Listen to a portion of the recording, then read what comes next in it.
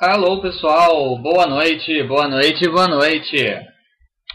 Teste de som, por favor. Teste de vídeo. Estão todos me ouvindo bem? Todos me vendo bem?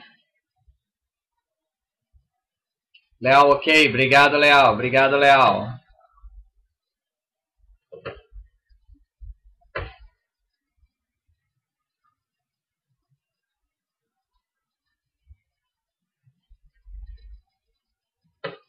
Samurax, áudio, vídeo, ok. Obrigado, Samurax.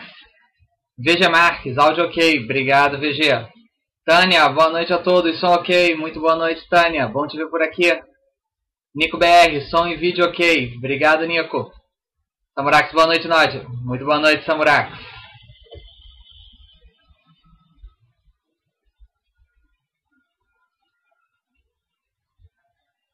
Já dá pra ver que o pessoal tá chegando aí.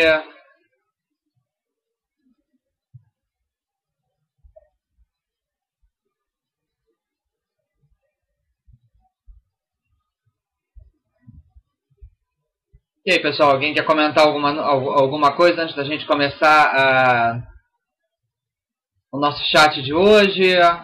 Alguém tem, de repente, alguma dúvida que não seja muito pertinente ao tema para a gente tirar aqui rapidinho, 5 minutinhos, enquanto o pessoal vai se achegando? Alguém quer fazer algum comentário, alguma dúvida do que ficou sobre nosso último bate-papo, nossa última conversa? Alguém quer comentar alguma coisa, perguntar alguma coisa, xingar alguma coisa?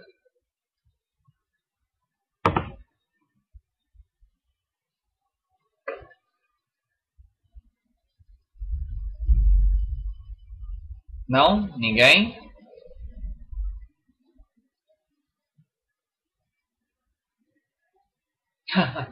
Tânia, pode xingar a Dilma e o PT? Não, Tânia, xingar aqui apenas o consultor. Apenas o consultor pode ser xingado durante o chat.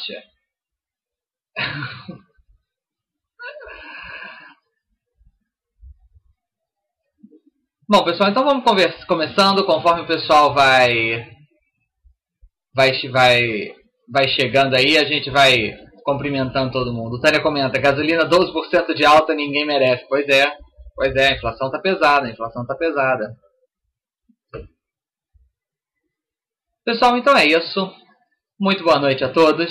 Estamos iniciando mais um bate-papo sobre fundo de investimento imobiliário aqui para Baster.com. Hoje é dia 4 de novembro de 2015, uma chuvosa quarta-feira, pelo menos chuvosa aqui no Rio de Janeiro.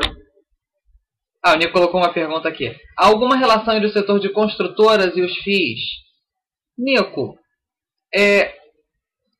algumas pessoas veem algumas relações, mas a relação é um pouco distante.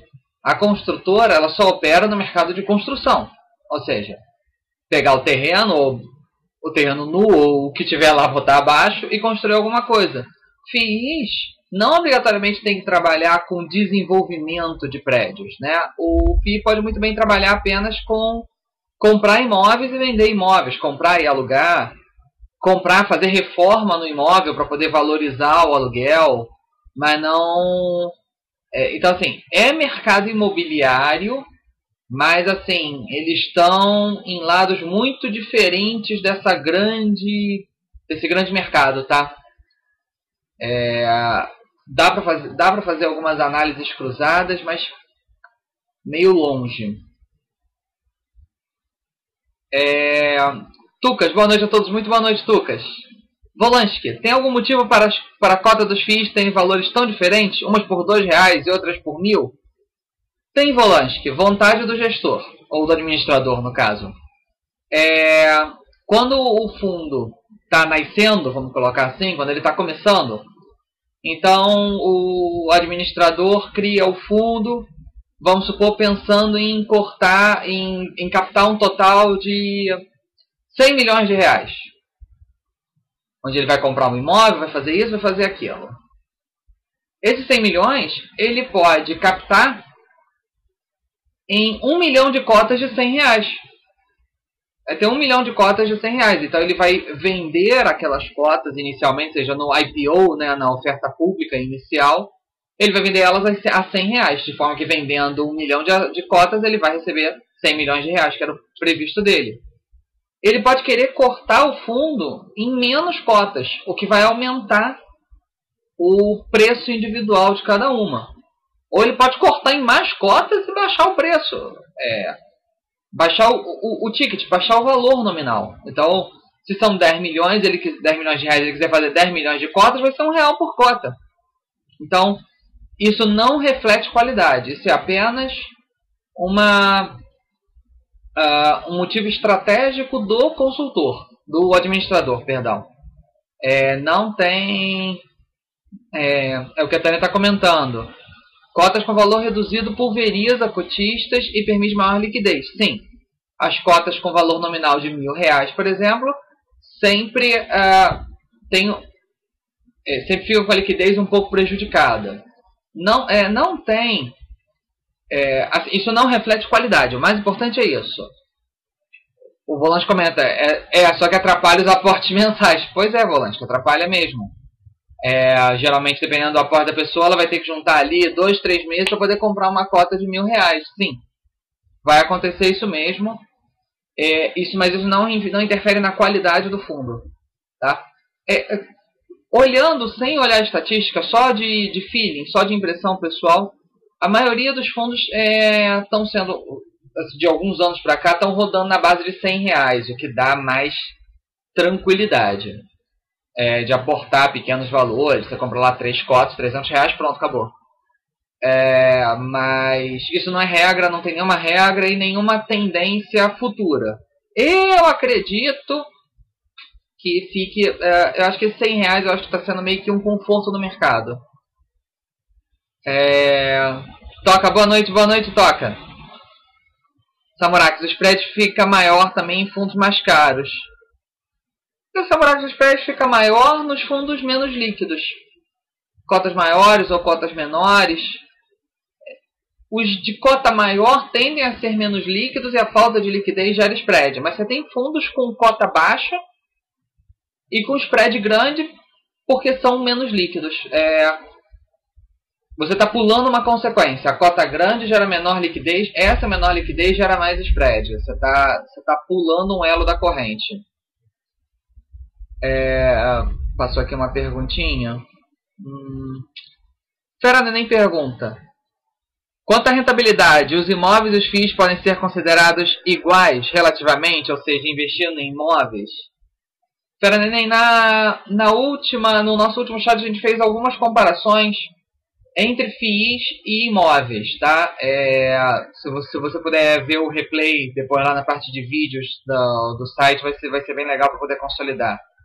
Mas você tem que lembrar que em imóveis, geralmente as pessoas investem em imóveis residenciais, né? Geralmente quem investe em imóvel, investe em imóvel residencial, compra apartamentos para poder alugar quarto, sala, 2 quartos, etc. E a maioria dos FIIs são de imóveis comerciais. Isso já dá uma diferença de comparação muito grande. Esquecendo isso, rentabilidade é um negócio que é máquina de triturar sardinha, como dizia o Predador. Você tem que pensar que quando você compra imóvel, você concentra risco e traz toda a decisão para você. Quando você joga num FII, você geralmente se aplica em coisas mais diversificadas. Com R$100.000, você pode comprar R$1.000 de 100 fundos diferentes da bolsa. E você vai estar super diversificado, coisa que com imóvel só tendo um capital muito grande para fazer. E você vai ter uma equipe do administrador, uma equipe profissional, fazendo toda a administração do fundo. Coisa que se você compra imóvel, fica só na tua mão, pro bem e pro mal.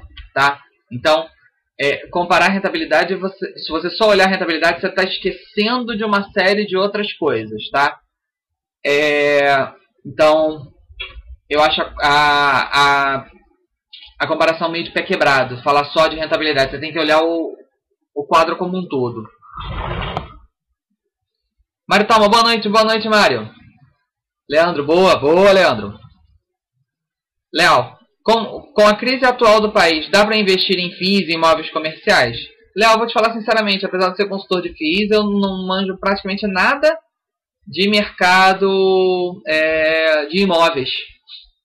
Cara, eu sei que parece um pouco contraditório, mas eu conheço muito pouco do mercado de imóveis. Mas de FIIs dá para investir justamente pelo pouco aporte. Você coloca, se você geralmente aporta R$300 por mês, você vai comprar 300 de um, 300 do outro. Então, assim, e como a nossa visão aqui é sempre aportar para o longo prazo, você pode até encarar a crise como algo benéfico, porque você pode estar comprando ativos de qualidade, de valor, com baixo valor de cota. Nem sempre é só crise, às vezes pode ser oportunidade também. Fera Neném, muito obrigado, vou assistir o vídeo anterior. Legal, Fera. Qualquer coisa eu volto com as perguntas, mas a ideia básica é essa. Galera, então vamos começar então o núcleo aqui do nosso chat. A gente está fazendo aqui a segunda parte, né? A minha ideia é fazer uma trilogia de chat abordando assunto para iniciantes, né? Pegar FIIs para iniciantes. Na primeira parte da semana passada a gente analisou o que são FIIs e também um bom tempo gasta aí em o que não são FIIs.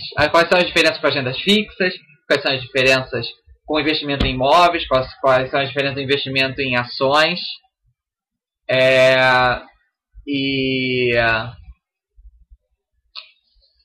Então, agora a gente vai para a segunda parte.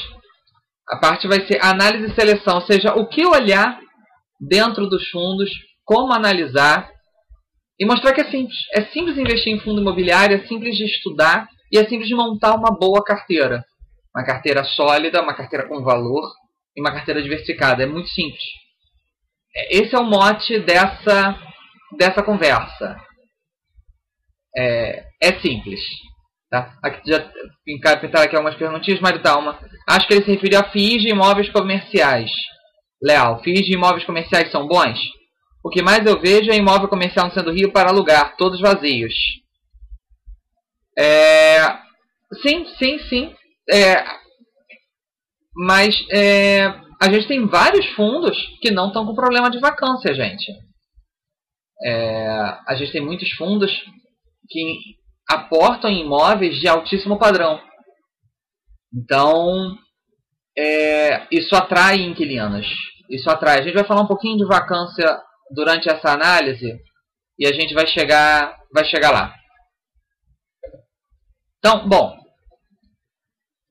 tendo falado sobre isso, alguns princípios básicos aqui que vão reger todo o site. É o que rege todo o nosso site e que vai reger aqui a nossa conversa hoje. Nossa base é o quê? Acúmulo de patrimônio em valor. Isso é uma filosofia tão simples que o pessoal complica em cima dela. Acumular patrimônio em valor é visar o longo prazo. É não ficar comprando e vendendo. É comprar aquilo que tem valor. Aquilo que vai trazer retorno no longo prazo. É patrimônio. Para quem ainda não conhece exatamente qual é esse conceito aqui do site de acúmulo de patrimônio em valor, recomendo esse vídeo, A Filosofia Baixa de Acumular Patrimônio. Ele está disponível no YouTube. É um vídeo que tem aproximadamente 2 anos, mas ele é atemporal. Boa parte dele é atemporal, então recomendo que vejam para entender qual é o conceito de enriquecimento de longo prazo que a gente aborda aqui e que é o fundamento de toda a nossa conversa. A base é a gente estudar fundos que a gente queira comprar para ser dono. Eu gosto muito da ideia de ter orgulho da ação que você investe, ter orgulho do fundo aonde você investe. Enquanto aquilo ali tem valor, você tem que ter orgulho de ter aquilo ali. Você tem que gostar de ser dono daquilo. Você tem que ler os relatórios, ler os documentos, ler os informes e falar, poxa, eu gosto de ter um pouco do meu dinheiro aplicado aqui. É olhar com o olho de dono. É gostar daquilo. É passar na porta quando você mora perto ou está viajando perto e olha assim e fala, Sou dono daquele imóvel ali. Um pedacinho, mas sou.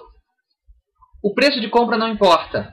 A gente não vai discutir aqui quando avaliar que um fundo está barato, que está caro. O preço só importa para quem está comprando de grande quantidade. Para quem está dando tacada. Para o cara que está pegando 10 mil, 15 mil, 20 mil, 100 mil reais e está aplicando num único fundo.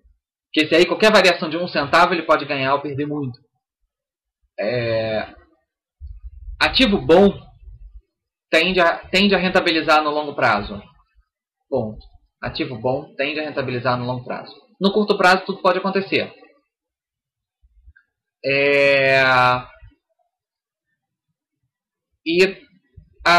O vender não é vender porque ficou caro. É vender porque perdeu o valor. Você vai analisar o valor que aquilo tem. Você vai acompanhar aquilo ali, ver se aquele investimento ainda tem valor. E enquanto ele tiver valor, você vai continuar nele. Perdeu o valor, você vende a qualquer preço. Ponto final. Sem choro, sem vela, sem mágoa. O pessoal está comentando, o White Dog comenta, Rio Negro faz milagres, o fundo RNGO, questão de vacância, realmente, ele não tem histórico de vacância sério. Tânia, sou dono e quando os meninos crescer vai ser deles. Pois é a ideia de comprar para o longo prazo. Se vai passar para a família ou não, aí cada um tem a sua... O pessoal tem a sua ideia, mas pelo menos vai ser seu. Por longo prazo. Se perder valor, pronto, já deixa de ser seu porque você vai vender. Mas enquanto você estiver nele, eu olhar com o olho de dono. Essa questão de investimento em longo prazo, eu estava lendo recentemente um livro que fala sobre o Warren Buffett, não é um livro do Warren Buffett, é um livro sobre o Warren Buffett, e que menciona um exercício de imaginação que o Buffett sugere. Quando você vai comprar um ativo, seja uma ação, ele fala de ações, mas a gente pode estender isso para os fundos de investimento imobiliário, que a análise continua sendo perfeita. Imagine que você vai comprar hoje e amanhã vai ser decretado feriado na bolsa por 5 anos. Você não vai poder comprar mais, você não vai poder vender, você não vai ter mais informação de cotação de quanto que está. Você compra com a cabeça tranquila? Amanhã vai cair um meteoro na bolsa. Eu adoro essas comparações de meteoro. O pessoal pega no meu pé. Vai cair um meteoro na bolsa. Ela vai levar 5 anos para ser reconstruída. E você vai ser sócio daquilo por 5 anos. Você está confortável em comprar? Ou você está comprando porque de repente vai dar certo? Porque talvez, quem sabe, a cotação... Isso não é acumular patrimônio em valor. Barba está comentando Meteoro de Pegasus. Para quem é fã de Cavaleiro do Zodíaco, pode ser Meteoro de Pegasus. Para quem não é e não está entendendo, pode ser um meteoro no sentido astronômico da palavra. Tá? E o nosso conceito o nosso princípio básico, não, Barbas, não é Meteoro da Paixão, piorou. Vamos ficar com o Meteoro de Pegasus só. O nosso conceito de buy and hold, que é esse investimento em longo prazo, é totalmente diferente do conceito buy and hold em inglês, quer dizer comprar e segurar, comprar e manter. Você fica com um fundo, com um ativo enquanto tem valor.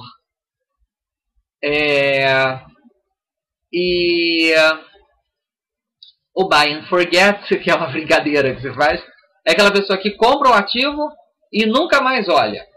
Isso não é acumular patrimônio em valor, você precisa acompanhar. Nem que seja acompanhar uma única vez.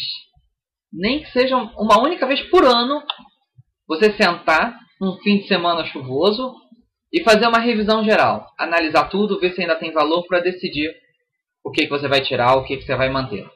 Cara Neném está brincando, quero ser proprietário de agências bancárias, sou bancário. Cara Neném tem vários fundos com base em agências bancárias. Como tudo na vida, tem suas qualidades, tem seus defeitos. Tem coisa boa, tem coisa mais ou menos, e tem coisa ruim. Mas, por que não? Estão lá os fundos. Tem fundo da Caixa, tem fundo do Santander, tem alguns fundos do Banco do Brasil. Não só tem fundos que aplicam em agências, tem fundos que compram prédios centrais. Tem um, por exemplo, que comprou 2 prédios grandes do Banco do Brasil, um em Brasília e outro aqui no Rio de Janeiro. Tem seus defeitos. Pode estar comentando, cuidado com a agência bancária, vídeo BBPO, cotista fazendo cotices. Cotista fazendo cotices, é coisa de cotista, coisa de sardinhagem. Tudo na vida tem vantagem, tudo na vida tem desvantagem. A gente não vai falar especificamente de agência bancária aqui, mas a carapuça vai servir para alguma coisa. Então, olha só, nas análises,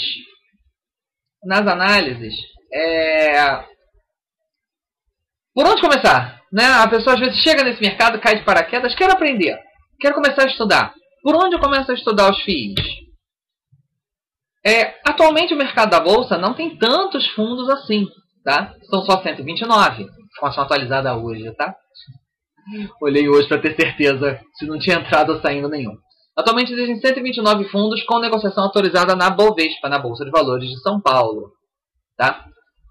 O que é um universo já bastante restrito se você compara, por exemplo, com o universo de empresas. Hoje deve ter mais ou menos umas 400 empresas com ações negociadas na Bolsa.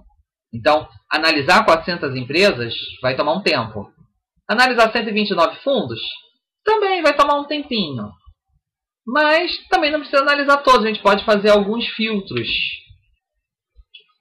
Até algum tempo atrás eu sugeria que as pessoas começassem a estudar os fundos pelo IFIX. O IFIX é o índice dos FIIs. Assim como a Bovespa divulga o Ibovespa, que é um índice de ações da Bolsa, não de todas, de algumas ações, ela também criou, alguns anos atrás, o IFIX, que é o índice dos fundos de investimento imobiliário. Ele tem mais ou menos uns 55 fundos lá nesse índice. Ele faz um recorte dos 129, pega... ele tem alguns critérios, hoje está com aproximadamente uns 55 fundos, um pouco mais, um pouco menos. Ele pega os fundos que representam 99% dos negócios do mercado de FIIs. O mercado de FIIs tem fundos com liquidez muito baixa, com poucos negócios por dia, ou até vários dias sem negócio.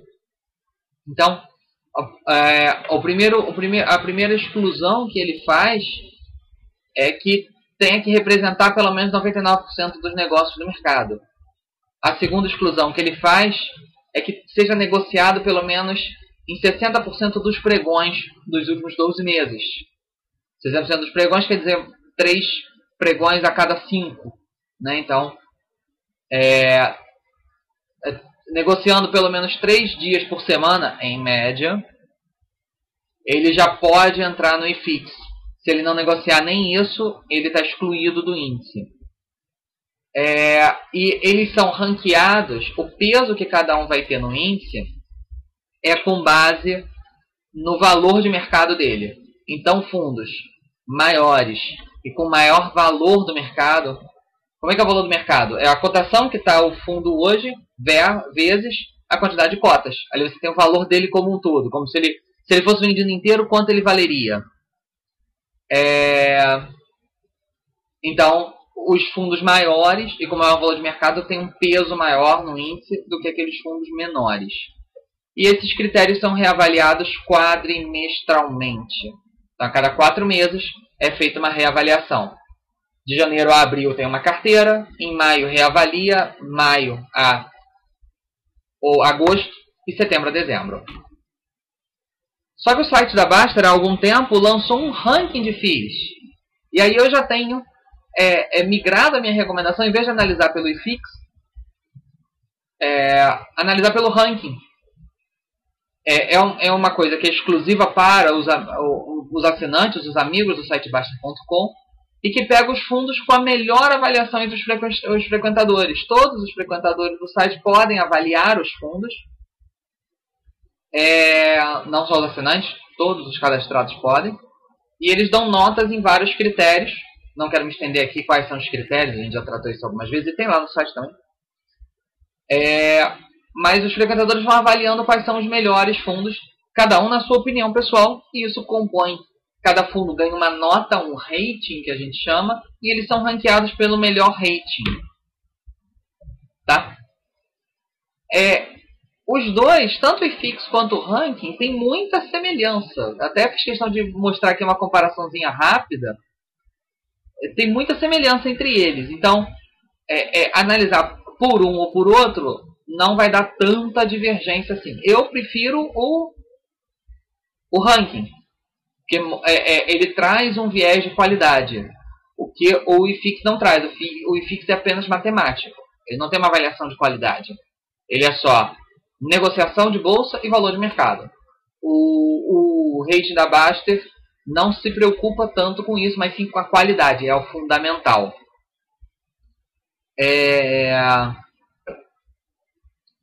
Então, aqui eu botei os 10 fundos com maior percentual no IFIX. O BRCR é o primeiro, com 11% do IFIX nele. KNRI tem 9%, falando em redondos. BBPO também com 9%. E por aí vai. O décimo aqui é o FAMB, com 2,2% do IFIX nele. E o rating, aqui estão os 10 maiores do rating na data de hoje, claro. Ambos são dinâmicos, né? Estou tratando na data de hoje é 4 de novembro, já falei lá no início. A gente tem o HGRE, a nota vai de 0, acho que pode dar 0, de 0 a 20. Então, o fundo mais bem avaliado hoje é o HGRE, com 18,65. O HGBS com 18,49, o KNRI, o HGLG, o DRIT. Observe como tem algumas diferenças. Claro, o DRIT não está nem no IFIX, porque ele tem uma negociação muito baixa. Ele não negocia nem 60% dos pregões, ele negocia em torno de 30% dos pregões apenas.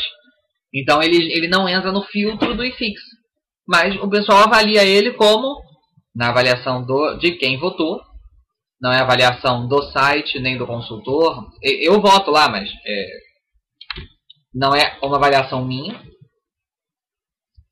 O DRIT é o quinto maior, é o quinto melhor avaliado pelos critérios que a gente usa no site. M. Terraza, boa noite Terraza, seja muito bem-vindo, cara.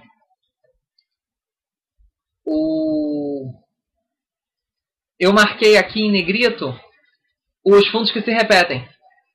De 10 fundos, o top 10 de um repete 5 no top 10 do outro. Claro, em ordens diferentes, mas tem muita semelhança.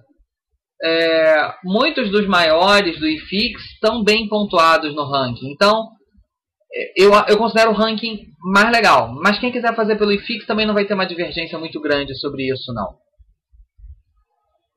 Quando analisar os fundos, a primeira coisa que a gente tem que analisar é o tipo de fundo que é.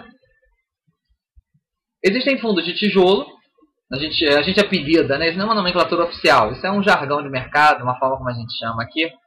Fundos de tijolo e fundos de papel. Qual é a diferença? Os fundos de tijolo investem diretamente em imóveis, eles compram imóveis. É o conceito básico, quando a gente explica de fundo de investimento imobiliário, a gente começa pelos fundos de tijolo. Então ele pode investir em prédios corporativos, lajes, né? Lajes é o conceito de comprar andares. Ele não precisa comprar um prédio inteiro, ele pode comprar andares. Pode comprar galpões, universidades, shoppings, hospitais, etc. O fundo de papel, eles não aplicam em imóveis diretamente. Eles compram cotas de outros fundos. Eles aplicam em cotas de outros fundos, ou eles aplicam em títulos de renda fixa que são atrelados ao mercado imobiliário. CRI, LCI e LH. Tá? Para quem não sabe, em setembro nós fizemos 3 chats analisando exclusivamente os fundos de papel. Todas as qualidades, todos os defeitos, cuidados a ter, etc. E como a maioria do mercado é de fundos de tijolo, e o pessoal começa geralmente por fundos de tijolo, a nossa análise hoje vai ser exclusivamente sobre fundos de tijolo, tá? Eric, boa noite. Boa noite, Eric. Seja muito bem-vindo, cara. Como saber se é um fundo de papel ou se é um fundo de tijolo? Simples. Entra no site da Baster. Aqui no site da Baster.com, a gente tem... Cada fundo tem uma área específica. Tem uma página específica. E aí a gente tem aqui. Primeiro item logo na explicação do fundo, além do nome do código, é tipo de ativo, prédio ou laje. Então esse aqui é de tijolo, ele se investe em prédio. Já se a gente entra no XP Gaia,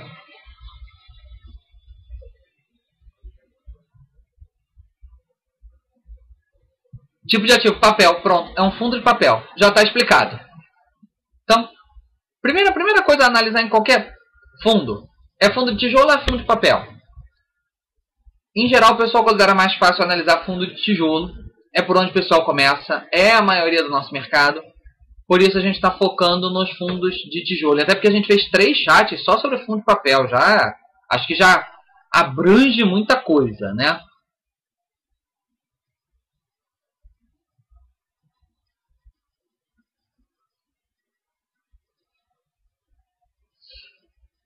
Abriu um fundo, começou a olhar ele, começou a estudar. Como é que você vai estudar ele? Você pode ir lendo as informações aqui no site da Baster.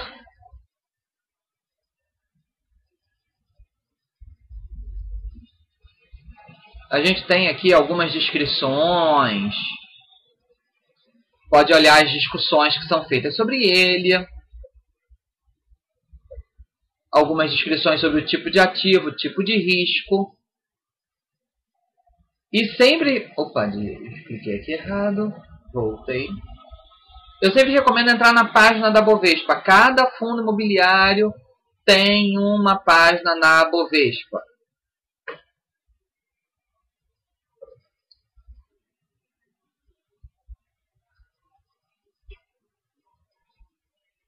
Aqui tem uma parte principal com alguns dados básicos, CNPJ, quem é o administrador e por aí vai. Comunicados. Entrando aqui em relatórios, vai ter todos os relatórios que os fundos divulgam. Pega os mais recentes e começa a olhar a descrição deles. Descrição básica. O basicão. O que a gente vai olhar? Quais são as coisas mais básicas que a gente tem que olhar para a gente começar? Chamo de anotações aqui, porque eu recomendo que você tenha um caderninho ou uma planilha, um bloquinho de notas, alguma coisa assim. Pode ser virtual também, não tem problema, não precisa ser físico, pode ser virtual. Com algumas anotações básicas sobre cada fundo, um fichamentozinho. Então, o que a gente vai começar olhando? O tipo de ativo em que investe. Bom, qual é... Ele aplica em que, afinal de contas? Aqui são alguns exemplos, mas vocês podem ser mais detalhados do que isso, se quiser especificamente. Aí vai do nível de detalhamento de cada um. Mas isso aqui você tem que saber. O fundo... O Fujione está comentando, boa noite, atrasado hoje, Fujione. É uma pena o teu atraso, mas... Depois você vê o replay, mas você chegou no núcleo do negócio. Estava fazendo mais uma introduçãozinha. A gente está no núcleo do núcleo mesmo. Então não chegou tão atrasado assim. Perdeu algumas informações prévias, recomendo que você veja o replay. Mas ainda tem bastante informação importante a ser comentada. Então a gente vai ver qual é o tipo de ativo em que o fundo investe. Ele investe em lajes ou prédios corporativos? Ele investe em shoppings? Agências bancárias? Ele investe em imóveis de logística, galpões, centros de distribuição e coisas assim? Ele investe no mercado educacional, faculdades principalmente? Ele investe em hotéis? Investe em hospitais? Pulei os hospitais. Ele investe em hospitais? Ou ele é híbrido, ele investe um pouquinho em cada coisa, ele não tem um foco muito direcionado. Nada disso é bom, nada disso é ruim, mas você tem que saber. Não dá para ser sócio disso sem saber isso. A gente não tem que ser sócio de um código. A gente não vai ser sócio do BBFI. O que é BBFI? É um fundo. É um negócio. Não é um código, não é uma sopa de letras. A gente não está aqui para ser sócio de sopa de letras. A gente está aqui para ser sócio do fundo. Então a gente tem que saber o que tem nele, em que ele investe. Assim como em ações. Você não vai ser sócio de PETR4 ou PETR3. Você vai ser sócio da Petrobras. Então você tem que conhecê-la. É a mesma lógica. Bom, anotou então o tipo de ativo em que o fundo investe. A gente vai olhar a quantidade de imóveis. Tem fundos que investem em um único imóvel. Tem fundos que investem em 2. Tem fundos que investem em 7, em 10 imóveis. A gente tem que saber isso. Não dá pra gente ser sócio de um negócio sem saber pelo menos em quantos imóveis ele investe. Isso a gente tem que saber, isso a gente tem que anotar. Observar também a quantidade de inquilinos. Tem fundos, por exemplo, fundo de agência bancária. O fundo do Santander, SAAG, Santander Agências. Ele investe em vários imóveis, todos alugados por Santander. Já tem, por exemplo, fundos como o TBOF, é um único prédio, mas que ele aluga para vários inquilinos lá dentro. E tem fundos que aplicam em vários imóveis alugados para vários cotistas, então quer dizer, ele tem dezenas de inquilinos, perdão. A gente anotou isso? Anotou? Então, a gente vai sempre tentar privilegiar os fundos pulverizados. O que é fundo pulverizado?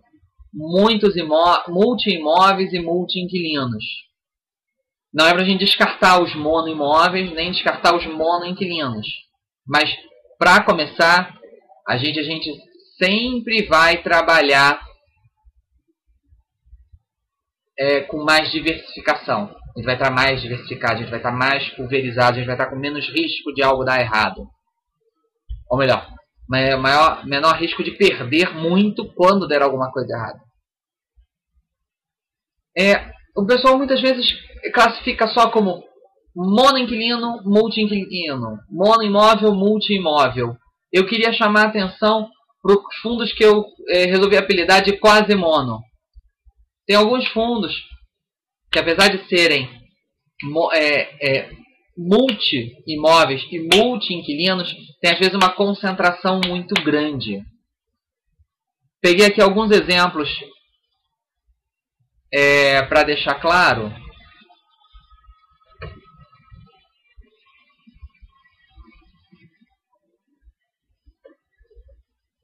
Olha lá, aqui é o relatório mensal do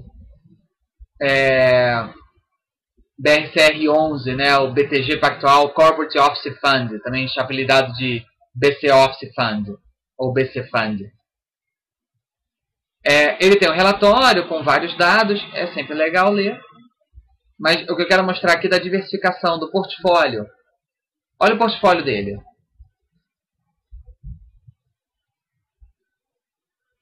Ele tem 1, 2, 3, 4, 5, 6, 7, 8, 9, 10, 11, 12, 13 imóveis. Ele está diversificado em 13 imóveis diferentes.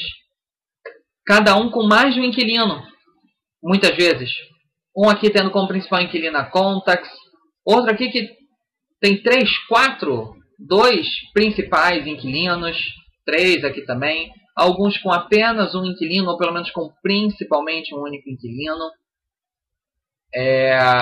Então, esse aqui é um fundo mais diversificado.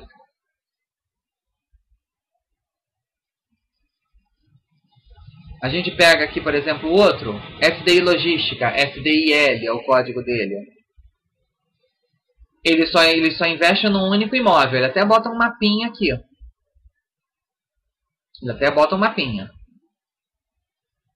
Bota aqui a localização. Se a gente olha uma classificação simples, uma classificação mecânica, uma classificação robótica, a gente vai ver ele como multi-inquilino. Multi-inquilino pode dar a impressão de que ele tem dezenas de inquilinos. Talvez sim. Talvez não. Olha só como é que ele é. Ele tem 3 inquilinos e uma área vaga aqui, pequena. Só que a BRF é responsável por 77% da receita, da área bruta locável do fundo, a ABL, a área bruta locável. Então ele é um multi-inquilino? É. Mas a gente precisa estar ciente da concentração. Onde, se a BRF resolver sair, é 77%. Num fundo mono-inquilino, qual é o risco? Ele sair e você ficar com o imóvel vazio, sem aluguel nenhum. Nos multi, a gente privilegia os multi-inquilinos e os multi-imóveis, porque se o inquilino sair, entra outro. Se sair, ficar um tempo vago, é 1% da área, 2% da área, 5% da área, não vai abalar o fundo. Mas a gente tem que ter cuidado com esses quase mono, quando tem um percentual alto em cima de um único inquilino. Outro aqui, outro exemplo, o RBRD. O nome dele, RB Capital Renda 2.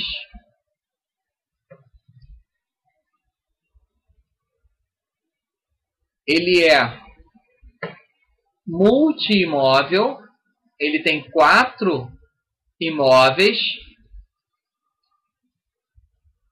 um alugado para Ambev, um alugado para Ampla e 2 alugados para lojas Líder Magazine.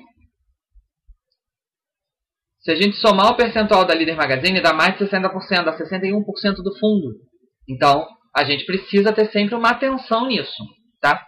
Isso não torna um fundo nem bom nem ruim. Só que quanto mais concentrado ele for em imóveis ou inquilinos, mais atenção a gente precisa ter. Quanto mais diversificado ele for, menores os riscos caso algo dê errado.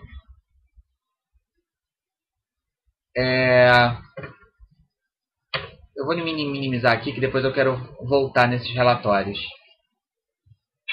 Legal. Tá, então é isso que eu chamo de fundos quase mono, esses fundos concentrados. Não se foquem apenas... é mono-inquilino, é multi-inquilino. Isso às vezes dá problemas de interpretação. Porque multi-inquilino pode ser de dezenas de inquilinos, ou 2 inquilinos, um com 90%, um com 10%. Pô, é praticamente mono, né?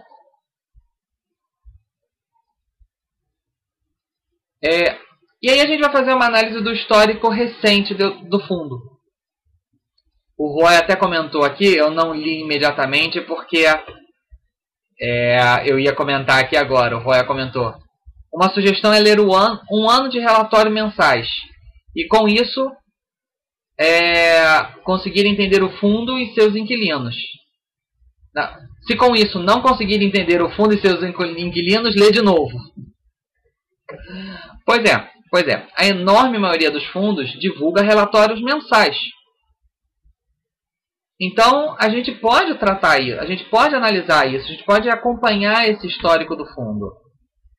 Eu geralmente recomendo um período aí de 6 a 12 meses. Depende um pouco da paciência de cada um e do gosto pessoal. Eu acho que de 6 a 12 meses dá um horizonte legal. O Roy já jogou para um ano. Eu acho que muitos fundos, analisando os 6 últimos meses, já dá um horizonte bem legal. Agora, aquele negócio, olhou ali 6, 12 meses, olhou algo estranho, sim, alguma coisa não tá bem clara, tem algum valor estranho, aconteceu alguma coisa que você está pegando o bonde andando, de repente, uma coisa séria do fundo, boa ou ruim, mas séria, grande, alonga essa análise, vai lá para 24 meses, vai até você ter uma visão clara do que você está olhando.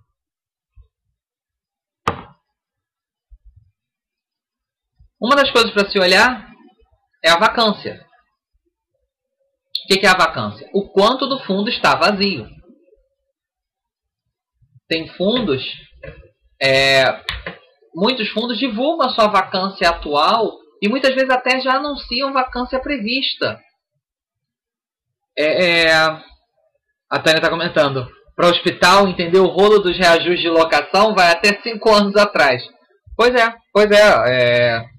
Tem fundos que venderam imóveis, receberam em 48 meses, durante 4 anos, os pagamentos daquilo. Tem alguma coisa estranha? Dá uma olhada, vai voltando na análise. De repente, coloca a discussão lá na parte específica da Baixa para o pessoal dar uma orientada. Do tipo, olha, essa história está rolando há 1 ano, essa história está rolando há 2 anos. E dá uma acompanhada.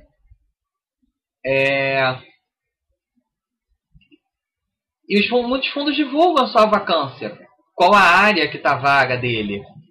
E às vezes divulga até a prevista, do tipo, olha, eu tenho um inquilino que está vencendo o aluguel daqui a 6 meses e ele já falou para mim que ele não vai querer renovar. Então aquela área vai deixar de gerar aluguel, aquela área vai ficar vaga. E observar também a facilidade de reocupação. Comentaram aí em cima sobre o Rio Negro, que ele faz milagre. É porque o Rio Negro, RNGO, ele não tem grandes problemas de vacância de maneira histórica, apesar de estar numa área conhecida por ser complicada, a área ali de Alphaville, em Barueri, São Paulo. Eu citei aqui o exemplo The One, que é o ONEF, OneF, é o código dele, porque ele estava 100% locado, um inquilino saiu, e antes do inquilino sair, porque o inquilino rescindiu e falou que ia sair em 3 meses, alguma coisa assim. Antes dele sair, já estava com o contrato de locação firmado para outro entrar. Ele até divulgou alguns dados complementares na semana passada essa semana sobre essa operação. Mas basicamente é isso, ou seja, ele não ficou vazio, ele não vai ficar vazio um dia sequer, porque um vai sair e o outro no dia seguinte está entrando. O iDog comenta, e o FFCI, que tem pequenas participações em vários imóveis, vocês consideram como um multi mesmo? O Roy responde, sim, é multi, pois a Receita vende suas participações em imóveis, então acho que pode considerar como se fossem imóveis inteiros mesmo. Tem alguns fundos que têm participação em pedaços de imóveis, ou seja, só comprou alguns andares. A análise é bastante parecida. Tem gente que fala que é melhor ter o imóvel inteiro, porque você tendo o imóvel inteiro, você não tem problema de condomínio. Quando você é um condômino dentro do condomínio, você pode ver ser voto vencido em alguma questão de assembleia. Mas a vantagem de ter vários pedaços é que você pode diversificar muito mais. O prédio inteiro é muito mais caro do que pedaços dele.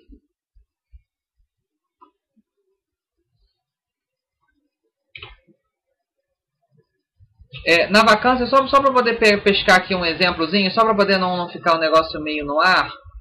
Não, quero pegar o BRCR. Onde é que ele está? O BRCR deve estar aqui. Está aqui. Olha só, voltando aqui ao BRCR.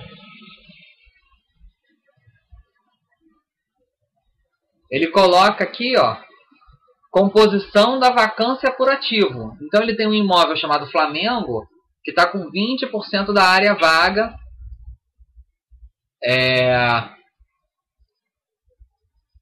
Área bruta. E ele responde por 1,7%. Ou melhor, essa vacância é 1,7% do fundo como um todo. É 20%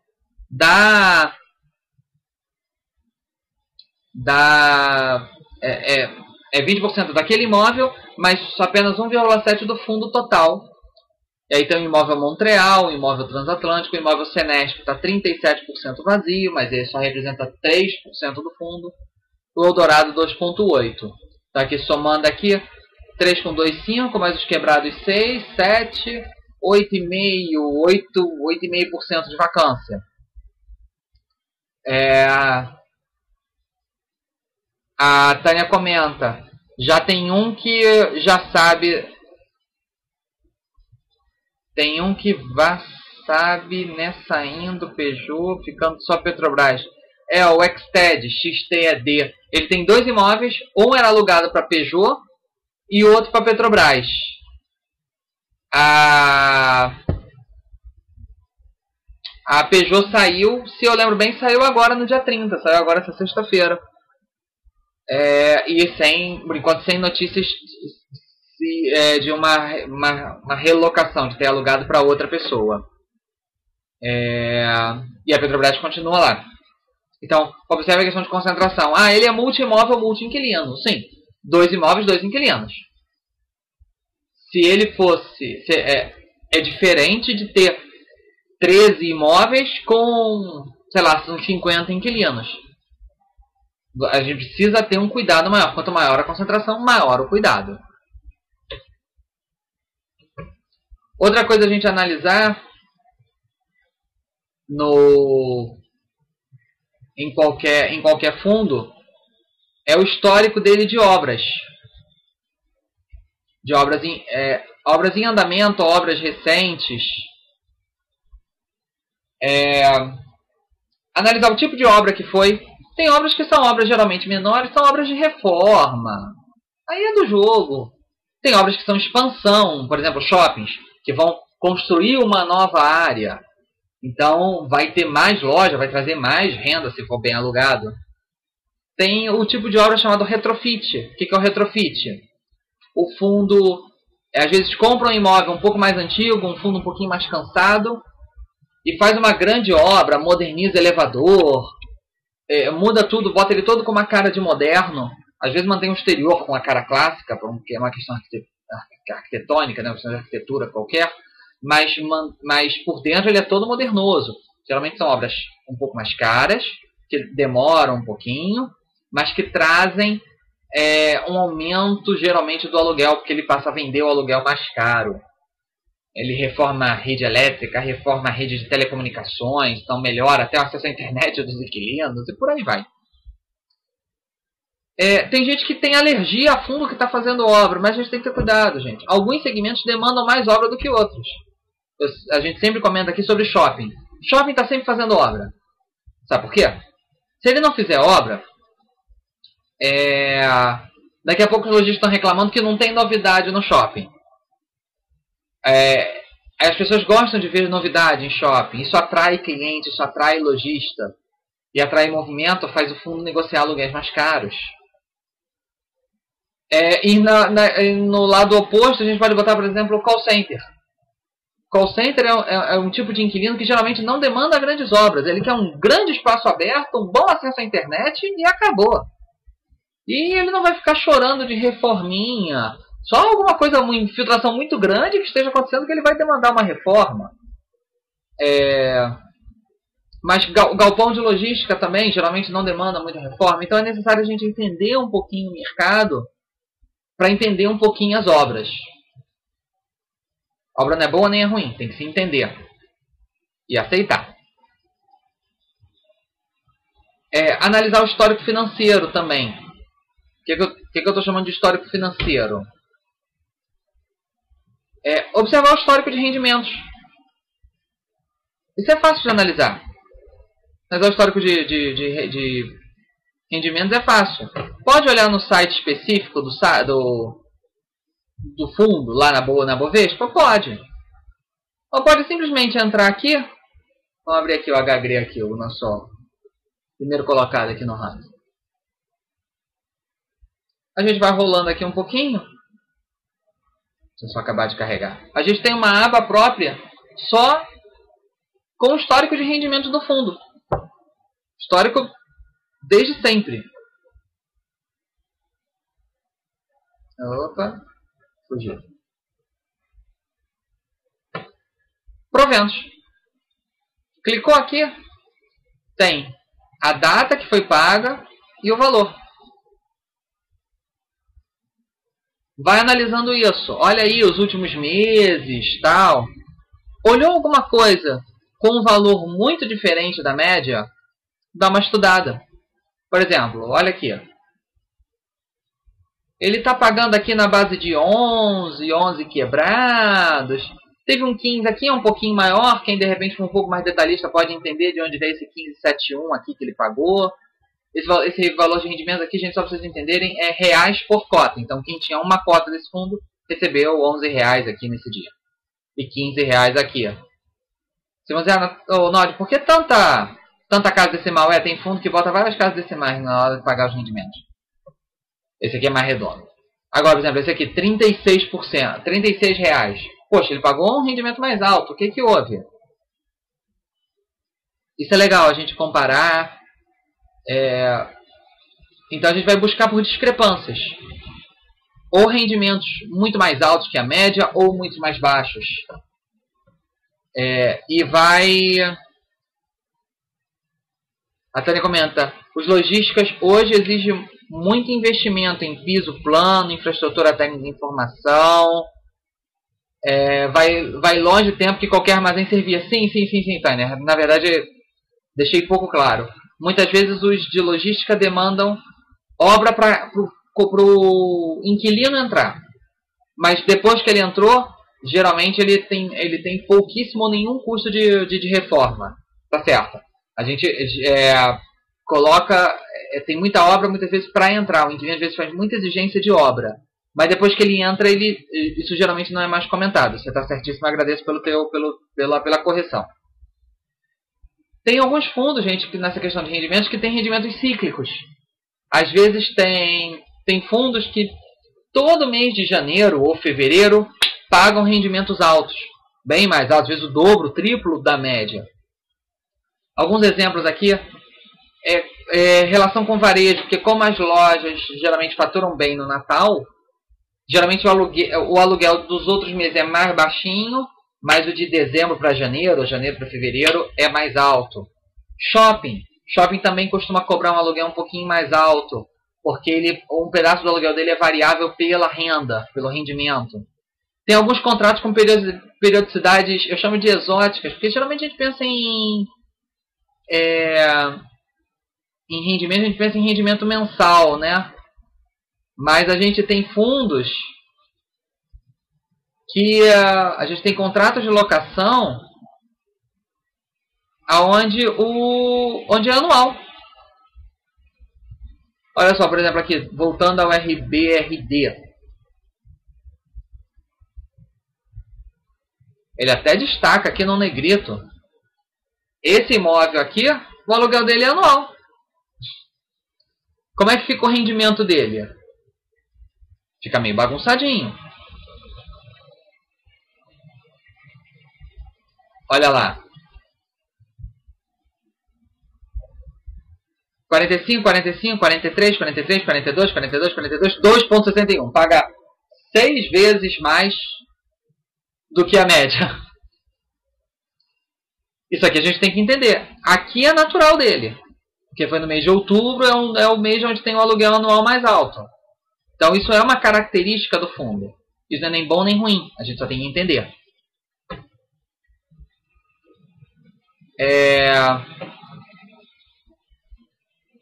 Cadê a nossa apresentação? Onde é que ela foi?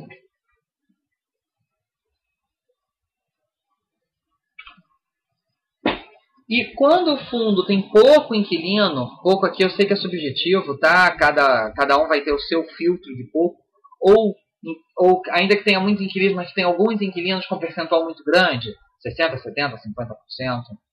Dá uma verificada no vencimento dos contratos, essa informação geralmente vem nos relatórios. Observar se são contratos típicos ou atípicos. Típico quer dizer que vai seguir toda a lei do inquilinato, né? É um contrato normal, entre aspas. E os atípicos são fundos que fogem, são contratos de locação que fogem à regra. É importante entender o que tem de atípico nele. Muitas vezes tem prazos mais longos, tem critérios de reajustes diferentes. Tem multas muito grandes para o inquilino sair, o que é interessante para o fundo, porque vai prender o inquilino lá, o inquilino vai ficar menos tendencioso a fugir. Num contrato típico, o inquilino tem um pouco mais de flexibilidade. Então isso aqui é interessante entender também. E também também observar se existem ações revisionais. O que são ações revisionais? Quando chega o período de renovação do contrato, às vezes o fundo que está alugando e o inquilino não se entendem sobre o preço do aluguel. Eles tentam chegar numa negociação e não conseguem. O que muitas vezes se faz? Um dos dois pode entrar com uma ação na justiça, pedindo para o juiz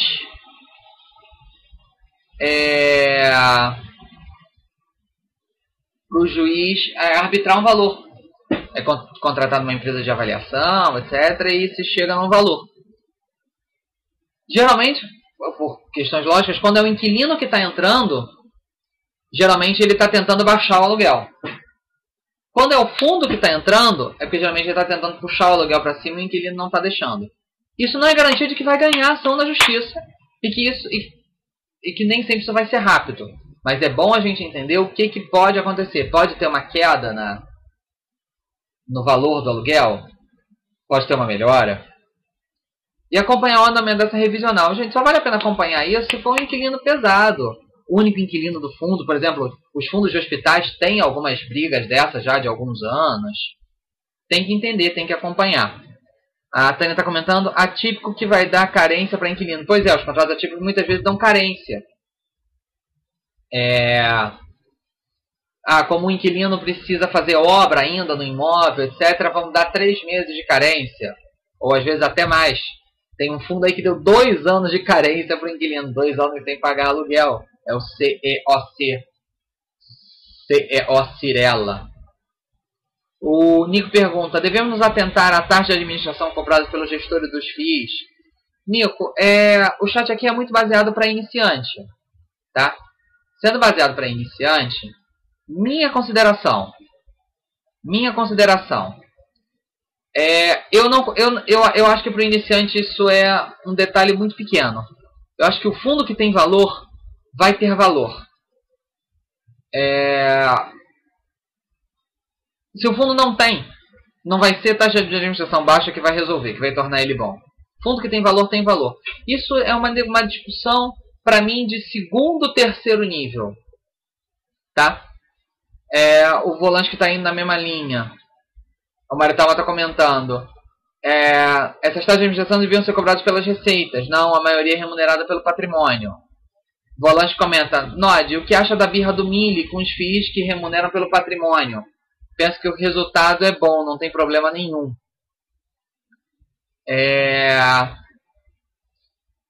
Gente, sim, isso é discussão de segundo nível, tá, gente? Assim, o foco aqui é para iniciante. A maioria é pelo patrimônio líquido. Tem gente que prefere focar naqueles que remuneram por receita ou coisa parecida. Mas eu acho que isso é discussão de segundo nível. Eu acho que isso não vai trazer...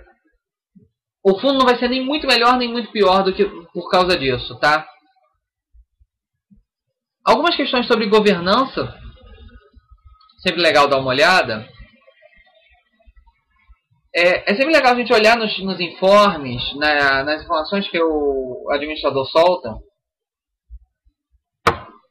Se os informes são claros e são completos. Nem todo fundo divulga relatório mensalmente. Nem todo relatório é a 8ª maravilha do mundo. Qual é a velocidade na comunicação? Muita gente critica um fundo ou outro que o inquilino rescindiu o contrato de locação e só 2 meses depois foi divulgado. Acompanhar qual é essa velocidade. E um teste legal para fazer. Está com alguma dúvida? Alguma coisa do informe não ficou claro? Não ficou completo? Você quer alguma informação que não está lá no informe? Manda pergunta para o administrador. No site da Bovespa tem lá o e-mail do administrador. Geralmente até no informe tem lá no rodapézinho. Manda um e-mail, pergunta, de boa, sem problema. Eu pergunto. Qualquer um pergunta. E você olha a qualidade da resposta, a velocidade da resposta, quantos dias levou e a pertinência. Ele respondeu o que você perguntou? Ou ele escorregou? Ou ele respondeu, mas não respondeu tudo? Também, gente, a gente precisa ter cuidado. Às vezes a gente pode estar fazendo perguntas que podem atrapalhar a estratégia do fundo. A gente precisa ter um pouco de parcimônia. Não é, ele não respondeu o que eu queria, o fundo é ruim. Não. Por exemplo, o fundo tem vários imóveis, vários inquilinos, num único imóvel. Eu vou pegar pior. O fundo tem um prédio de 20 andares, tem 20 inquilinos, cada um num andar. Estou simplificando, né? Vamos lá. 20 andares, 20 inquilinos, um inquilino por andar. E você manda assim, quanto que o fundo está recebendo de cada um? Gente, é muito pouco provável que o fundo responda, o administrador responda. Por quê? Se o outro inquilino está vencendo aluguel de locação e sabe que o cara de baixo está pagando mais barato, ele não vai chorar? Ele não vai negociar? ele não vai querer o aluguel mais barato? Isso vai atrapalhar o fundo, né, gente? Então, assim, vamos ter bom senso nas perguntas e quando voltar a resposta, ter bom senso para analisar as respostas. O Eric BSB perguntando: o pagamento de proventos é descontado do valor da cota como nas ações? Sim, Eric. O gráfico todo é descontado. O fundo está cotado a R$100, distribuiu R$1. Vai descontar 1% de todo o gráfico para trás. Agora, gráfico não mostra se o fundo é bom ou se é ruim, não, tá? Cuidado com isso. Gráfico engana. Muito.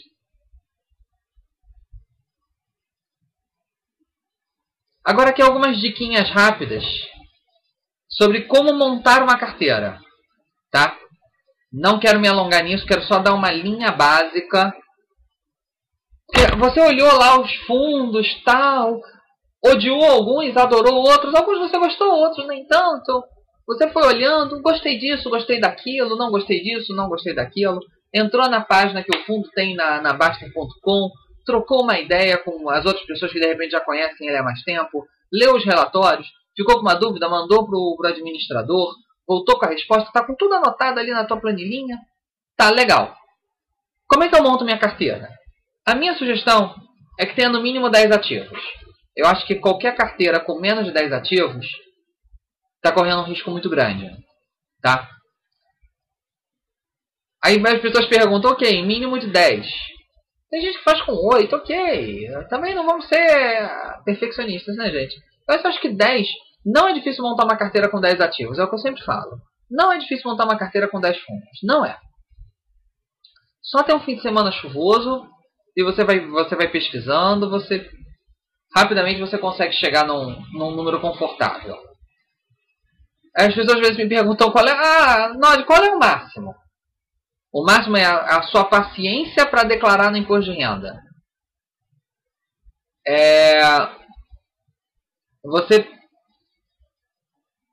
Tudo isso você tem que ter um controle para poder colocar no imposto de renda, assim como você tem das ações. Então, ter uma carteira com 50 fundos é possível? É possível. Vai demandar mais controle para quando botar na declaração. Então você vai ter que começar a declaração bem cedo, ou fazer um controle mensal bem rigorosinho. Não vejo máximo. Para mim não tem máximo. O máximo é o seu conforto individual para colocar no imposto de renda. As pessoas falam, Nori, mas eu não consigo avaliar uma carteira, acompanhar uma carteira com 20 fundos. Não precisa acompanhar. É só fazer um acompanhamento por ano. Um acompanhamento por ano já é suficiente. O fundo não vai ficar ruim de repente em menos de um ano. Faz o acompanhamento uma vez por ano. Consegue fazer o acompanhamento uma vez por ano de 20? Ótimo, pronto. 20 é teu número. Não, eu consigo fazer de 30 e não me atrapalha jogar no imposto de renda. Faz de 30. E por aí vai. O Roya comenta, começa eliminando os horríveis, depois os ruins, aí sobe os bons. É um ótimo caminho. Você vai colocando, sei lá, bota uma estrelinha verdinha se você amar o fundo, uma estrelinha amarela se você não gostou mais ou menos, uma estrelinha vermelha se você não gostou, e o que é horrível você não bota nada. E a frase que a gente usa muito aqui, só a diversificação salva. Isso era do antigo consultor, o Carlos Magno. Tem um vídeo muito legal no YouTube chamado Só a Diversificação Salva, que mostra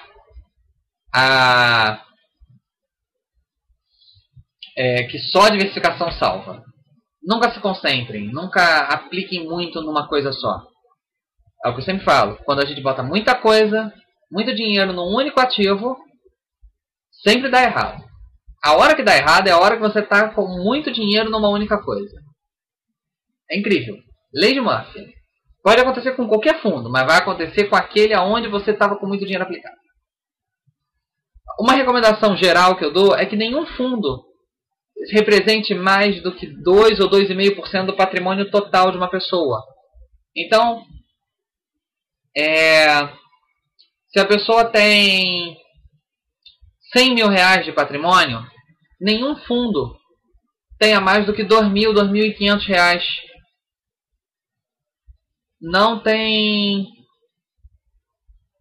não tem não tem problema se acontecer alguma coisa ruim. Poxa, o cara tem 100 mil, perdeu 2 mil. Ok. Eu supondo que tenha virado pó, né? Porque também dificilmente acontece alguma coisa que... Ah, acabou. Zerou.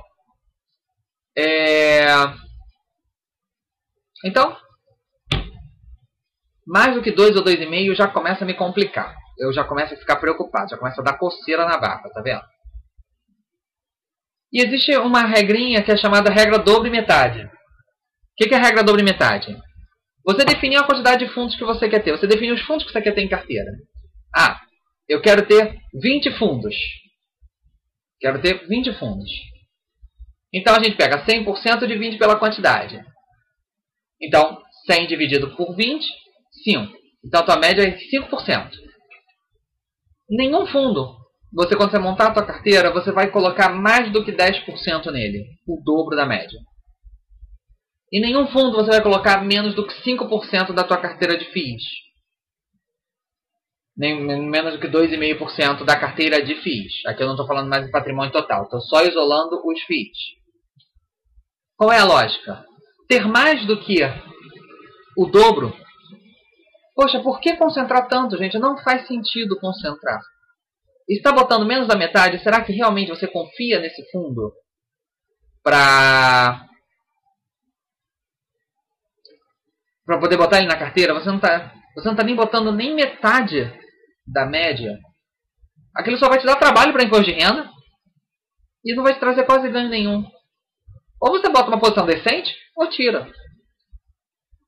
A única exceção que eu digo para a regra da metade é o que eu chamo de namoro. O que é o namoro? Você de repente está na dúvida se bota ou não. Você está gostando do fundo, mas ele tem alguns problemas que te incomodam. Mas você resolve botar na carteira, bota um pouquinho. Aí você dá um prazo. Também namoro tem prazo. Esse negócio de ficar enrolando por 8 anos não existe. Qual é a lógica do namoro? Bota lá um pouquinho e bota um tempo. Ah, não. Em 6 meses eu vou decidir se eu saio ou se eu boto uma posição decente nele na carteira. 1 ano. Também mais do que 6 meses, também 1 ano já é enrolação.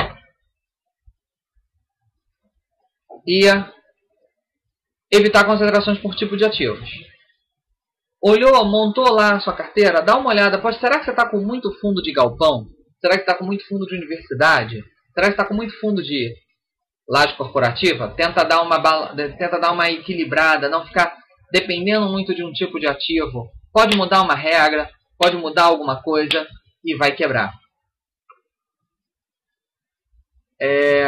Correr aqui algumas perguntas. O iDog comenta. Difícil fazer acompanhamento uma vez por ano. FII vicia bastante. O iDog, tem gente que gosta e tem paciência, tem tempo de acompanhar os relatórios mensais todo mês. Tem gente que não tem. A nossa ideia aqui no site é simplificar para que a pessoa não precise ficar olhando o tempo todo. Então, uma vez por ano já é bom para a enorme maioria dos casos, 6 em 6 meses. Mais do que isso, é acompanhamento, mas não precisa sentar para fazer uma grande reavaliação. Aí vai mais do pessoal mesmo, de cada um. O Fugione comenta, gente, eu peguei os 25 da maior participação no IFIX e os 25 do Baster Rating para começar os estudos. Quero ter 10 para iniciar. Beleza, Fugione, pega um fim de semana chuvoso e começa a estudar. Volante, Nod, tem alguma sugestão de considerar no tamanho... Do que considerar no tamanho da carteira de FIIs em relação à carteira de ações? Não, Volante, nenhuma relação.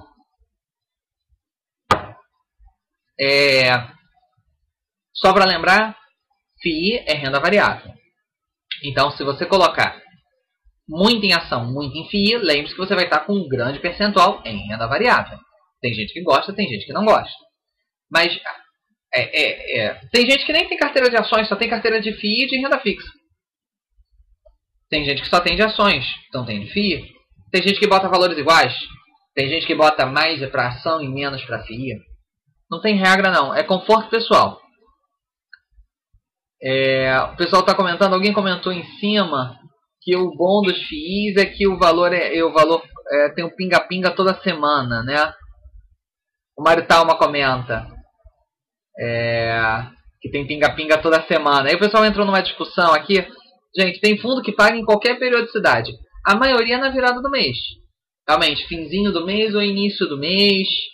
Mas não tem regra não, gente. Realmente, se você tiver muitos fundos na carteira, vai ter caindo toda hora.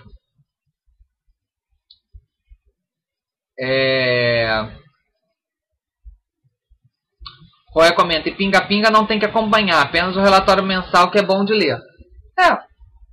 No relatório mensal já vai ter o quanto caiu de rendimentos, não tem que ficar nessa, não, semana que vem vai cair, semana que vem vai cair. Que isso, gente?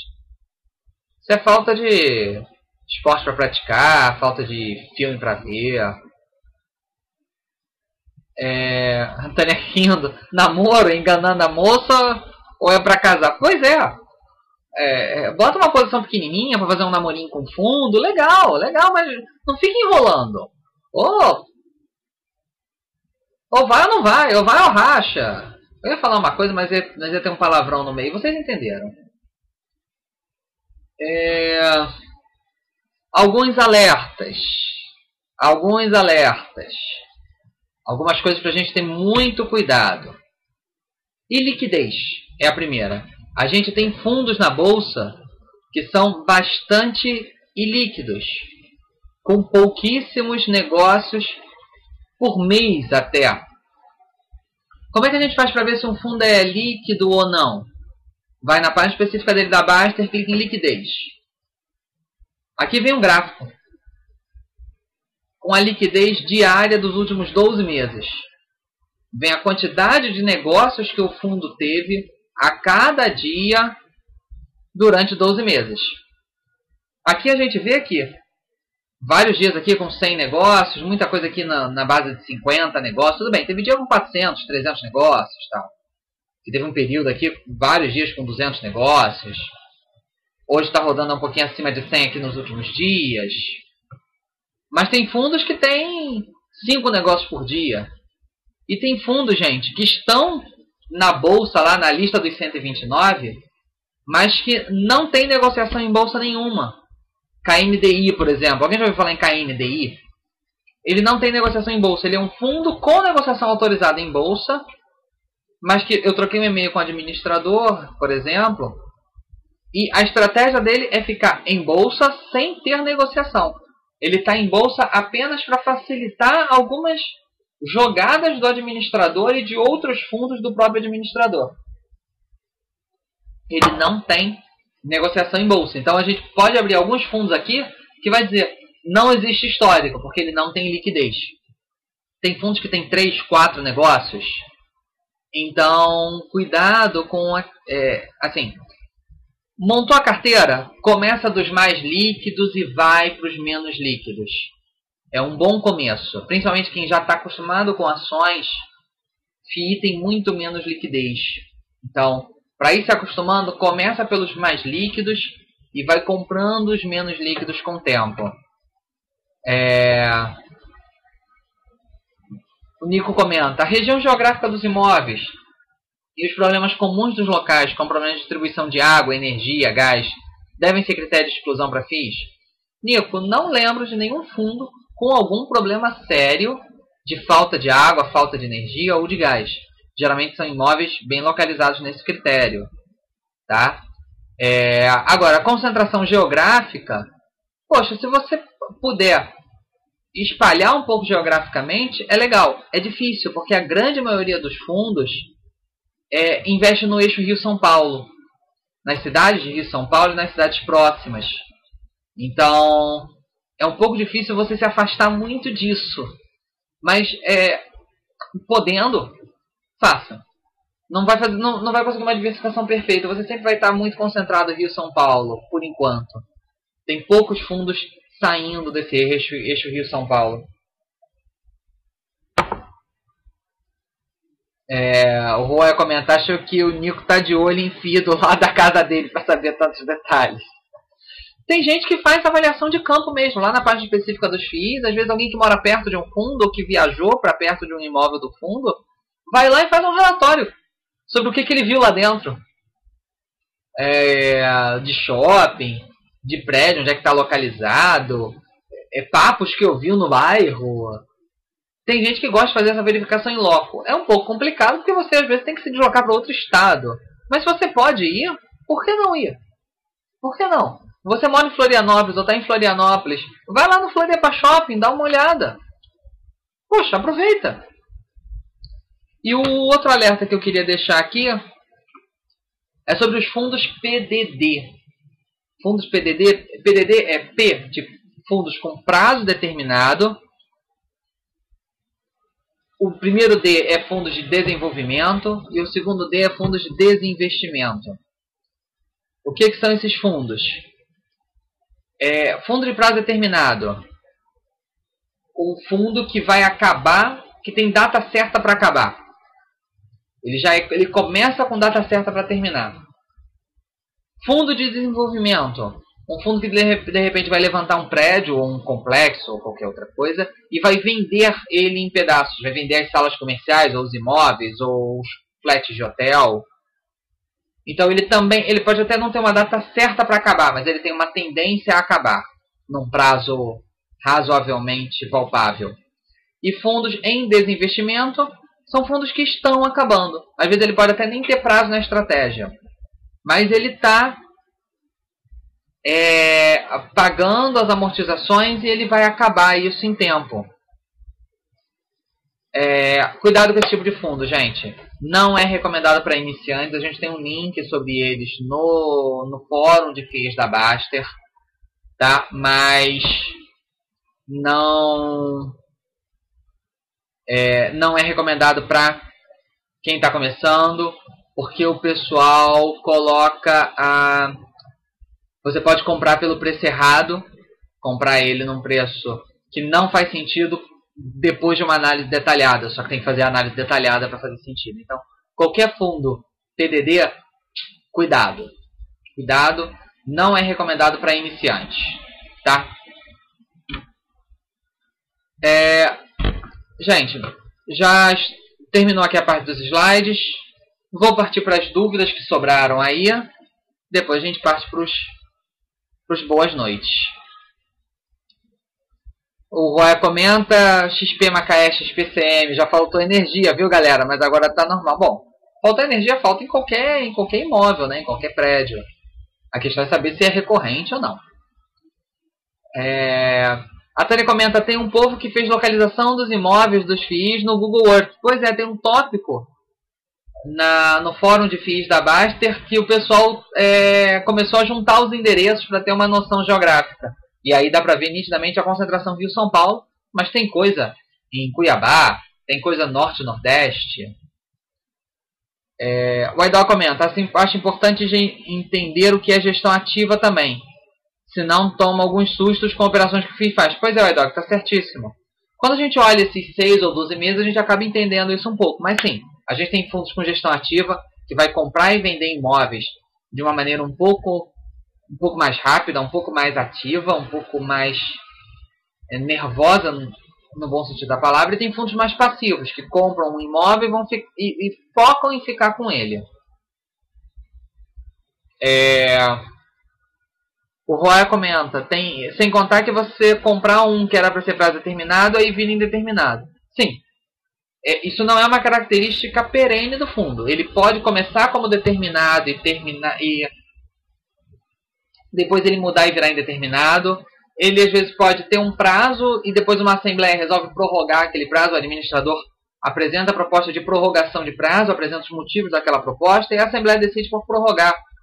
Ou acaba de repente terminando mais cedo. Por que não? O Mário Tama comenta, acho que foi o Pioneer que fez, acho que é Pioneer o que pronuncia, que fez essas localizações. Sim, é verdade, foi ele mesmo. Agradeci muito a ele e continuo agradecendo porque foi fantástico. Tem muita coisa legal lá. Gente, mais alguma dúvida, mais alguma pergunta? Eu sei que eu não li todos os comentários. Eu pulei um pouquinho as piadas, as brincadeiras, as implicâncias, mas era para poder focar mais nessa parte de iniciantes mesmo.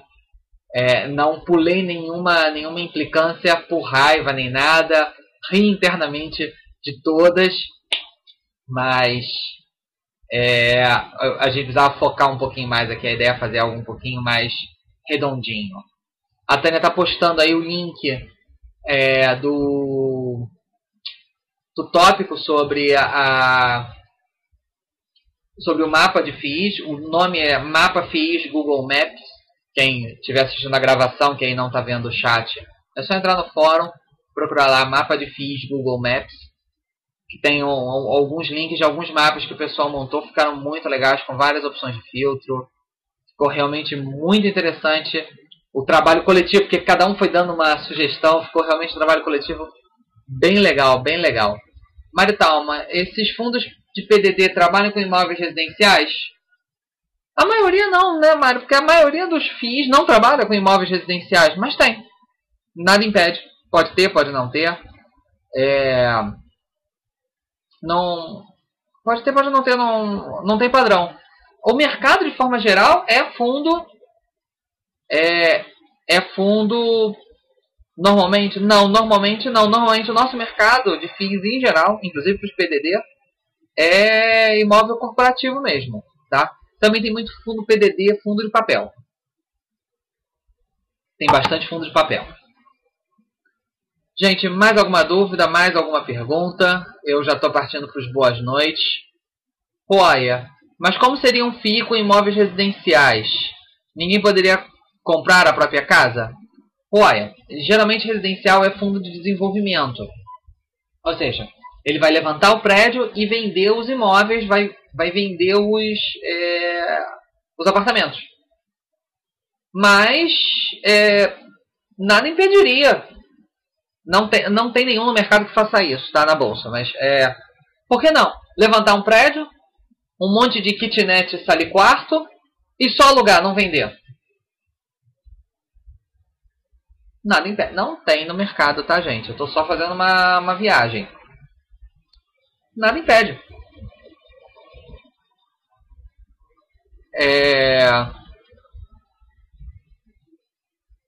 O Aya comenta, sim, então não tem que ser PDD? Não precisa. O que eu comentei, pode alugar. Não tem. Mas nenhuma legislação que impeça. Bilesk, Nod, você não acha estranha a posição que o Drit tem no rating? Passa dias sem negócios. Será que tanta gente no site tem esse fundo?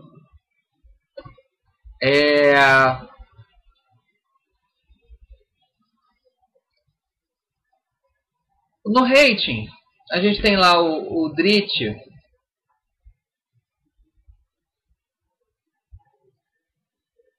Que ele está como quinto no geral e segundo no tipo de ativo prédio ou laje. O que acontece, Bilesk? Observa quais são os critérios que a gente usa.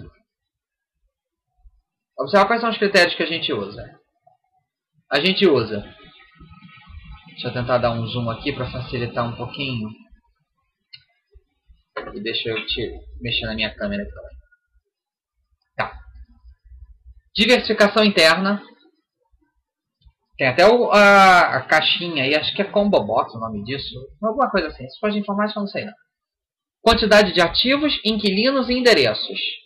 Em FIIs de papel, a diversidade de portfólio e de riscos. Mas diversificação interna. Ele está com uma nota aí de em torno de 4,5. Governança. Qualidade dos relatórios, divulgação tempestiva de notícias, atitude do gestor perante os cotistas e no gerenciamento dos ativos. Nota de 4,5. Perpetuidade. Manutenção da carteira de ativos e busca ativa de oportunidades. 4,5. Rendimentos. Proventos distribuídos com qualidade e sem surpresas aos cotistas. 4,5. E aqui tem a quantidade de votos. Liquidez não entra no critério. Sacou qual é a jogada, Bilesk? Não entra liquidez aqui. Entra só questões realmente fundamentalistas. Diversificação interna do fundo, governança, perpetuidade e rendimentos. Por isso que esse é um dos motivos, não é o único, mas é um dos motivos pelo qual gera distorção entre o IFIX e o DRIT. Tá? Uma coisa que a gente está fazendo é, aos pouquinhos, aumentando a quantidade de votos necessários para aparecer na lista. Tá? A gente estava aí com 10 votos, agora a gente já está com 15 votos, E em breve a gente deve aumentar para 20 votos o mínimo. Então, por exemplo, aqui o DRIT, aumentando para 20 votos, ele sumiria da lista. Que ele tem 15, 5 mais 5 mais 5, 15, mais 4, 19.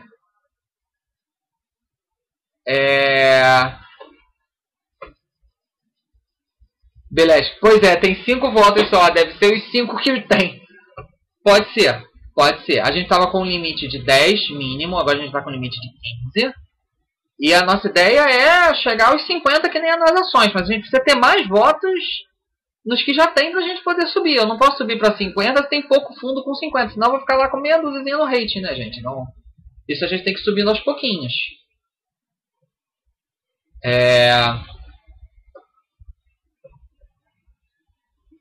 A Tânia comenta, lembrar que a análise de fundamentos não considera liquidez, que é análise técnica. Sim.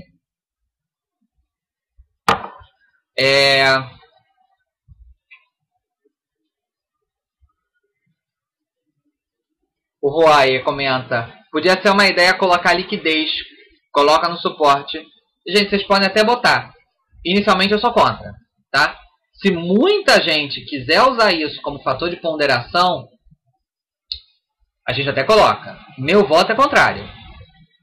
Eu vou pela maioria. Mas o fato do fundo ser líquido ou ilíquido não torna ele nem bom nem ruim.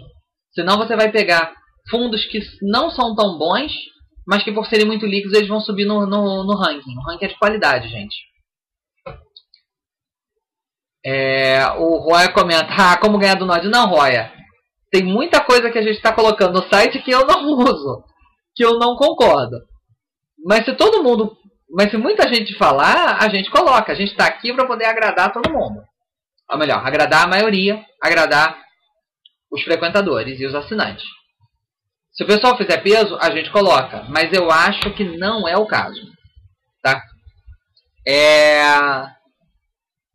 O Mário Talma, Node, quantos negócios por mês são necessários para considerar um FII líquido? Né? Líquido ou ilíquido? Qual seria a fronteira?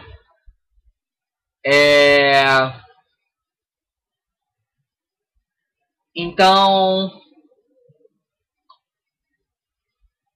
olha, não, eu não gosto de colocar marca, não. Eu acho que vai muito do fígado de cada um. Eu acho que vai muito do gosto de cada um. Tem gente que fica nervoso com um ativo ilíquido. Por isso, a minha sugestão. Montou a carteira? Montou. Está começando a compor ela? Está começando a comprar?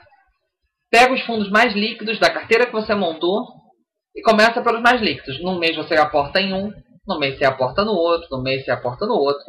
E você vai vendo como é que você se sente com a liquidez. Você vai vendo. Quando você começar de repente a olhar e falar, poxa, tem tão pouco negócio, se eu quiser sair eu vou me sentir meio desconfortável, tal. Opa, beleza. Você já coloca uma linha ali do teu conforto de liquidez. E aí você só começa a olhar fundos com maior liquidez do que aquilo.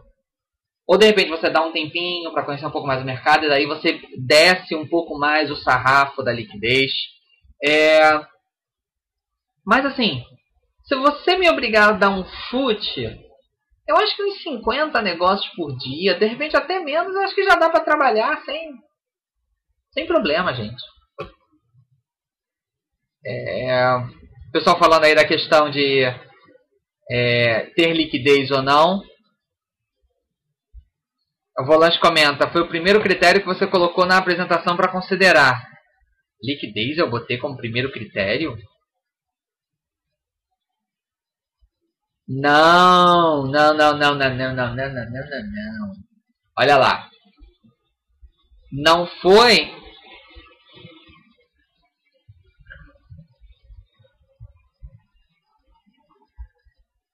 Não foi considerar a liquidez como critério para botar em carteira, não. Não foi isso, não. É começar pelos fundos do IFIX, que são os mais líquidos. Volante, alerta. Sim, eu botei como um alerta, porque as pessoas às vezes podem não ter noção de como esse mercado é menos líquido do que o de ações. E aí a pessoa acabar comprando um fundo que de repente passa 3 dias sem negociar e negocia um dia.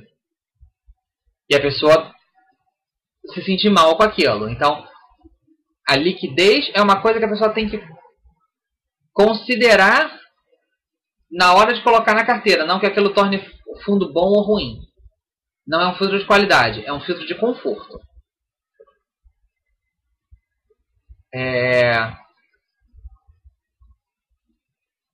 O Roya comenta: mas o fato do FII estar no primeiro do ranking não faz dele bom ou ruim. Bom é preencher o seu critério, eu acho. Concordo, Roya. O ranking não é uma recomendação, é só um guia de estudos. Começar a estudar por aqueles que, pelo menos na opinião da galera, são fundos melhores. O que não quer dizer que você vai concordar com aquilo. É só um guia. A Tânia comenta: opera há mais de 30 anos e até hoje nunca tive problemas de vender qualquer papel na bolsa, mesmo aqueles porcaria. Pois é, gente. De qualquer jeito, quer vender? Vai vender devagarzinho. Comprou devagarzinho? Sai devagarzinho, gente. Não tem mistério. Gente, eu já vou para os boas noites, tá? Agradeço aí a participação de todos. O Roy comenta: mas é isso, se é um guia de estudos, a liquidez deveria ser colocada, não justamente para começar pelos mais líquidos. Olha, se pegar o ranking ou o IFIX, você já vai sair dos realmente muito ilíquidos. Você já sai naturalmente. Tá? Então, e de qualquer jeito, a gente pode pensar em bota lá no suporte e linka. Cria no grupo do suporte e linka com o grupo de FIIs. A gente começa a discutir isso. Eu fico com medo de gerar muita sardinhagem. Os fundos mais líquidos fundos líquidos com baixa qualidade acabarem ganhando pontuação e distorcer a análise. Mas a gente discute isso, a gente discute.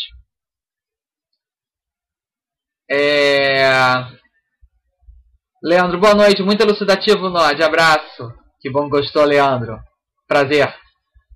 Tânia, de novo, boa noite. Boa noite, Tânia. Sempre bom te ver por aqui. Veja Market mostra um ponto positivo. Um FII com pouca liquidez ainda é muito mais líquido que imóvel, com certeza. Volansky, excelente chat, Nod. Aprendi muito. Abraços. Valeu, Volansky. Um abraço, cara. Uma boa noite. Roy, aceito minha derrota. Foi uma árdua batalha, senhor Nod. Olha, não é batalha. É troca de opiniões. Eu posso colocar desde que tenha muita gente pedindo. Desde que tenha muita gente cobrando. Tá? O Eric comenta: o próximo chat será o nível 2 para investimento em FIIs? Não, Eric, vai ser sobre as ferramentas do site da Baster para analisar e montar FIIs. Eu falei os critérios e não passeei muito pelo site, isso foi de propósito.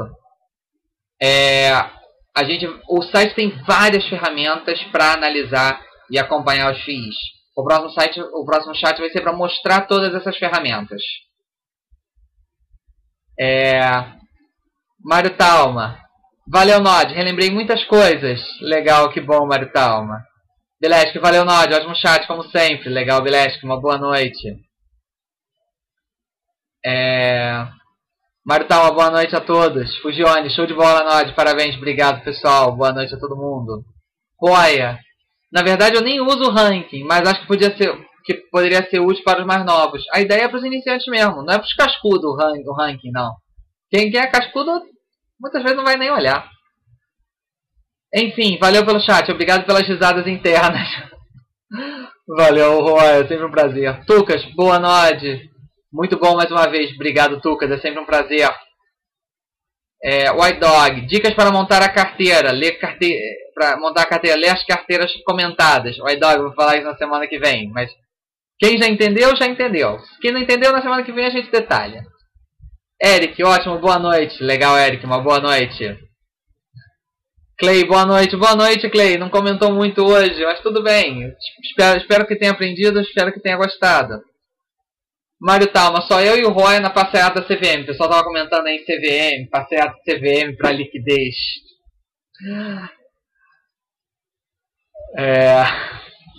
Bruno, obrigado, Nod. No aguarde ver o vídeo na íntegra, porque cheguei atrasado. Valeu, legal, Bruno. Boa noite a todos, valeu, Nod. Um forte abraço, Bruno.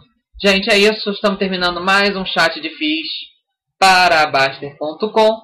Tendo mais alguma dúvida, alguma pergunta, a gente está lá no chat, no fórum, nas páginas específicas e no fórum geral. E quarta-feira a gente se vê aqui. Quem de repente gosta de operar na Bolsa do Japão, aproveita que está abrindo, né? Já abriu agora há pouco. E uma boa semana a todos, bons negócios e até a próxima.